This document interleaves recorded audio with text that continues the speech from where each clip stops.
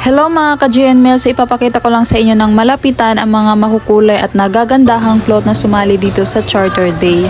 Ito pala ang float ng DPWH 2nd Engineering District na nakuha nila yung second prize winner Big Float category dahil napakaganda naman talaga at napakapulidong pagkagawa lalo na sa City Hall at detalyadong kalsada at overpass. At tara, subukan pa natin tingnan at ikutin ang mga iba pang mga nakapark dito ng mga float. At dito naman tayo sa float ng SNSU, kakaiba din yun sa kanila, may pasayungsong pa na design na isa sa mga delicacies dito sa Surigao at kapalibot sa float na ito ay yung tinatawag sa amin na banig at may pa-castle-castle din sila.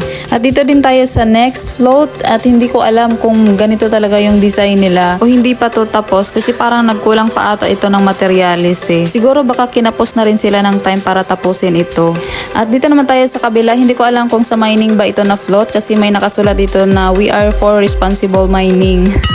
At may pag-global design naman ang panlaban nila dito. Marami pa talaga nagtitake ng picture dito sa mga float na ito katulad nila ate. Shoutout po at padaan po sa inyo. At lipat naman tayo dito sa float ng Surigao Education Center. Sila pala ang nakakuha ng second prize winner small float category.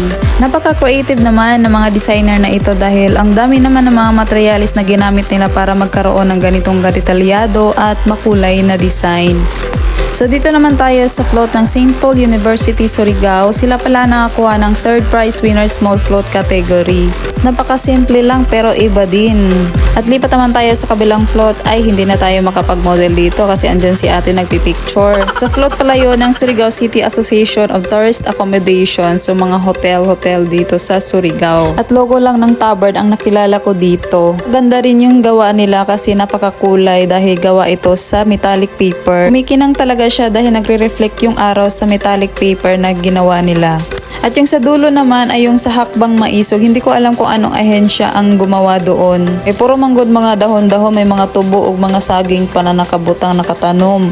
So parang the design is bahay kubo, ganun. So next float is yung sa Caraga Regional Hospital. The design is parang nasa hospital ka lang din. Kuyaw gani kay na ay dagkong injection. Luspad jud kag samot kung maoy motusok sa imong panit.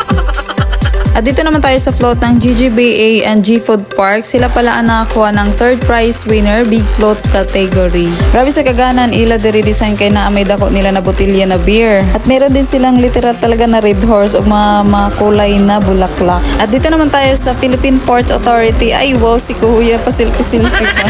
Utot po sa inyo. At ito panhagi pa ng kamera si Miss Ganda. So, ang the last float na ipapakita ko sa inyo ay yung sa Surigao City DepEd Division. Perting ganaha jud an ila diri mga buildings of castle na ila gi-design. Kay grabe ka realistic. That's why sila ang naging champion sa Big Float category dito sa Surigao Charter Day. Ang castle talaga ang nagdala sa float na ito. Tiyan mo parang bunot ata ang gipang butang sa mga bricks ko no hay sa castle. Native talaga na mga materials ang ginamit dito sa float na ito. Grabe ga jud ka unique. So maura ta mo video guys. Yan din next vlog. Thank you for watching. Bye-bye!